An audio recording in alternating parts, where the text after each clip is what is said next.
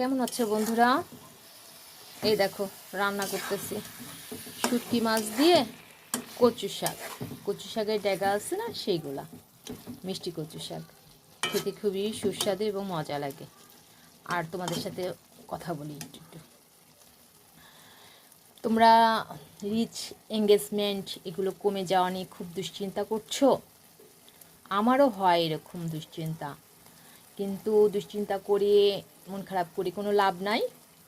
এটা হয় কারণ জানো, এটা হচ্ছে কাজ আগের মতো তুমি করো নাই মনে হয়, যার কারণে এটা হয়ে যায়। এইটার জন্য তোমাকে ঠিক আগের নিয়মেই কাজ করে যেতে হবে, আর একটু বেশি কাজ করতে হবে।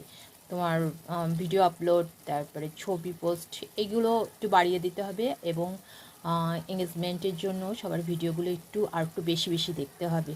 তাহলেই দেখবা আবার তোমার রিচ এঙ্গেজমেন্ট সবই আবার ঠিক হয়ে যাবে। তখন তোমার কাজ করতে মজা লাগবে। ওকে, বাই বাই।